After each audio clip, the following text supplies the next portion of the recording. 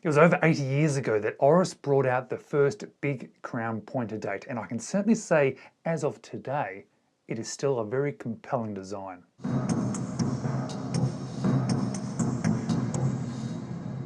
Hello, you're watching James. My name's James, you're watching me, and I am talking about watches. And again, I'm going to be talking about an Oris. Oris has turned out to be one of my favourite watch brands. It's turned out to be one of my favourite watch brands because of their designs. But it's also because of the quality, and it's also because of the cost of them on the used market. I find Oris watches tend to be a little bit expensive if you're going to be buying them brand new, and I've never done that. But I find Oris watches on the used market tend to be almost value for money watches, which is why the ones that I've bought, including the one I'm going to show you today, I bought secondhand. And when I look at the Oris range of watches, I think this big crown pointer date is probably their best design. I think it's one of the best looking watches within their range, but I think it's also one of their easiest watches to wear. Now, I've really enjoyed wearing this watch, and I've really enjoyed wearing this watch in different environments. I've worn it in dressy environments, but I've actually been enjoying it even more just as a day-to-day watch, partly because I like the look of it, but I also like how it feels on wrist. And how it feels on wrist has a lot to do with the dimensions of this watch, because the case of this watch is 40 millimeters. The height of the watch is 12 millimeters. The lug to lug is 48.2 millimeters. The lug width is 20, but that bracelet, it tapers all the way down to 16 millimeters. And the weight of this watch, sized up to my 17 centimeter wrist, is 120 grams. And you'll see on my 17 centimeter wrist just how nicely that it fits. That tapering bracelet really sort of curves down around wrist, and you'll also see how it sits down onto wrist, how comfortable and how much it actually really blends into my wrist. And I love watches that really sit down nicely on wrist. It gives you a different on wrist experience and a very pleasant, very nice, very good on wrist experience. So an experience that I'm drawn towards, which is part of the reason why I've kept picking this watch out of my collection to wear day to day. What I find a little bit odd about this watch is because it is a watch that I think is designed to be worn a lot, a watch that has a screw down crown, it only actually has 50 meters of water resistance, which really does surprise me a little bit that they haven't made it a 100-meter water resistant watch, because I think that would suit this watch better. But one of the things I like about these pointer dates is because they've been out for such a long period of time, it means that there are lots of different versions of them out there on the used market. There are watches that are in the current lineup, lots of different variations in the current lineup. There's variations from the recent back catalogue, and there's some much older and sort of more vintage versions of it. But there is something definitely worth noting about all Oris watches on the used market. For some reason, there tends to be a lot of fake versions out there, or what I'm going to consider Frankenstein versions. There may be Oris parts in those watches, but they're not fully original Oris watches. So if you are going to be buying one on the used market, please be very mindful of that, and keep in mind that phrase of if it's too good to be true, then it's probably too good to be true. And when I sort of think about that in watches, I seem to think about Oris, especially sort of watches from around the 90s or 2000s. There seems to be a lot of second-hand Oris watches out there online that I don't think are actually fully Oris watches. But let's have a closer look at this watch. Let's have a closer look at that dial. You'll see this one is this nice pastel blue color, and I really wanted this light pastel blue. There's also a nice burgundy red dial, which I was seriously considering, but I thought that perhaps this one would be an easier one to wear all the time. You'll see that everything that is printed on there is in white, and you'll only see there's a little bit of color on the dial. There's slightly yellowy green, which is actually the lume that has been applied. And the lume is actually pretty good on this watch. It's certainly something that has been usable throughout the night. But you also see that there's a nice splash of red on the end of that pointer date. And I really like having four hands on a dial. I think it's actually one of the reasons why I like GMT watches so much. But this one, of course, is not a GMT. It is a pointer date. That hand is pointing to the date. And that red on the end of that pointer date really does draw your attention down to that date.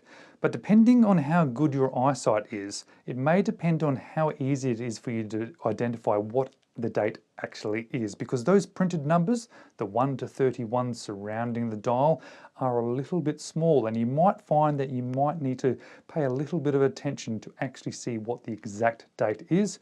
I don't have too many problems because my eyesight's pretty good, but I have to admit it's probably not at a glance legible to see the date. You have to look, then look a little bit harder, and then you know what the date is. Now all the hands, including that pointer date, are all polished, and you'll see that the hour and minute hand have some lovely sort of designs to them as well, especially that vintage looking cathedral hour set, which I think really suits this vintage sort of feeling watch. But I also quite like at the end of the minute hand, it has that syringe tip pointing all the way out to that minute track, which I really quite like. And I love how the second hand perfectly lines up with the outer line of that outer minute railway track. This has a beautiful domed sapphire crystal as well. It sits a little bit tall, but what I do really like about it is how beautifully it slopes down towards that bezel, and there is plenty of AR coating on this crystal as well. And I'm a little bit undecided about that solid bezel, that sort of vintage coin edge style. I think it very much suits this watch, but I'm not sure if it's my favorite style. Not to say that I would change it to anything else, because it might look a little bit odd if it wasn't looking like this, but it's probably an element of this watch that is probably one of my least favorite parts to it. But I do really like how the crystal then integrates into that, and then how that bezel then integrates and sits down into the case. You'll see that the tops of the lugs are brushed and the cased sides are polished. I really like the downturn curvature of the case side. It really helps visually look good, but it also really helps it sit down on the wrist. And I really, really like how those lugs sort of angle backwards down towards the wrist.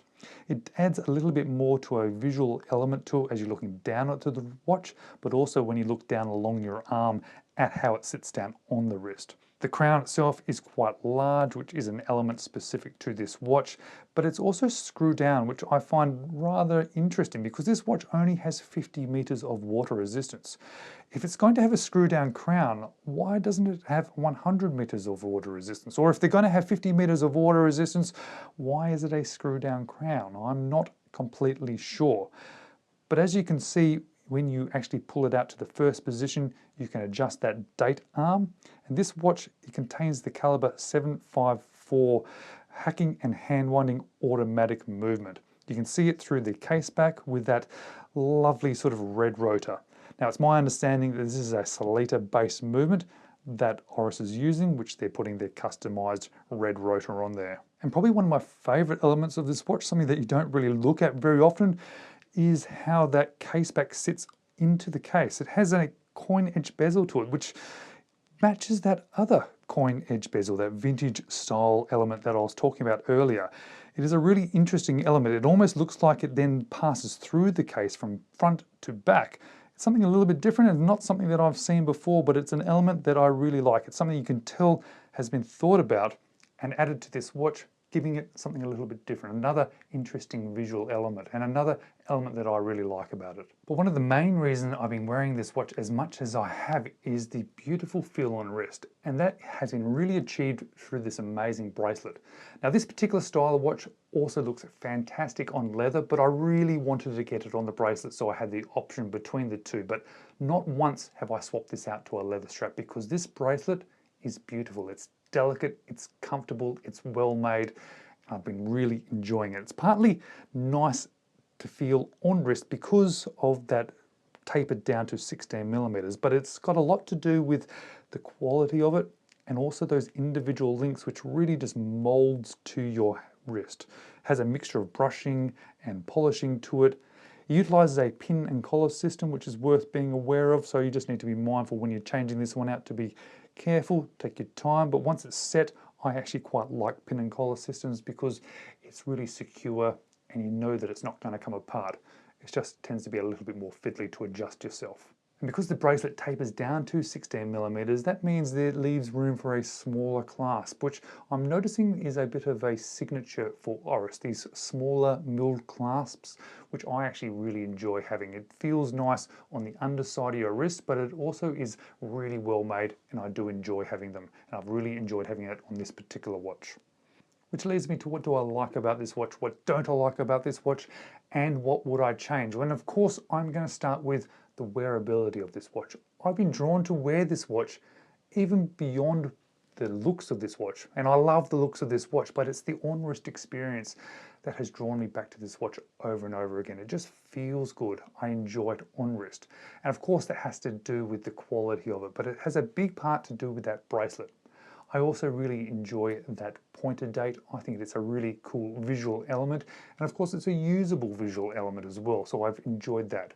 And it's one of the reasons why I think I've liked Oris as a brand in general, because it is a watch that uses interesting visual elements, but also is well made and always tends to be very comfortable on wrist. But that doesn't mean I like everything about this watch. I think that 50 meters of water resistance is an odd choice, especially with a screw down crown, and I'm still not completely convinced about that solid bezel. I understand it suits this style and this particular design, and I'm not sure what I would change it to, but it's probably not my favorite element. What I do like, however, is the underside to that case, how it matches that bezel. I think that's very cool. The only thing I'd actually change about this one, however, and I think it would be a really nice element to this, something that really then pushes this watch even to another level, is to make applied numbers, the 1 to 12. If they were applied, and I only mean shallow applied, I don't want big, thick, high numbers sitting off that dial, but if they were just a little bit applied, I think this watch would really have something extra, a real wow factor. As it is, one of the only things that I think really is missing from that watch is because of that sort of flat dial, everything printed. I understand that suits this design because it is a more of a vintage inspired design, but can you imagine this watch with just that little visual element added to it? I think it would take this watch to the next level. But of course, something to consider about this watch is the price, because this watch, brand new, the full RRP is $3,750. And for $3,750, I'm going to say that this feels like too much money. It may well be the correct amount of money for this watch, but for me, in the position that I'm at, it feels like too much money. Which is why I've always bought my Oris watches secondhand, and it's why I bought this Oris watch secondhand, because I paid less than half the recommended retail price for this watch, and this watch was still in almost new condition. I think Oris offers extremely good value if you find the right ones on the used market, and you can get them at really great prices. And that's what I would definitely be recommending to you. If you're interested in one of these pointer dates, buy it secondhand. I've also noticed that some of them on grey markets go on special at reasonable prices too, so it might also be worthwhile considering those particular stores, but I think secondhand is the way to go with these particular Orises, or Orises in general. Guys, thanks so much for watching. Maybe check these videos out next.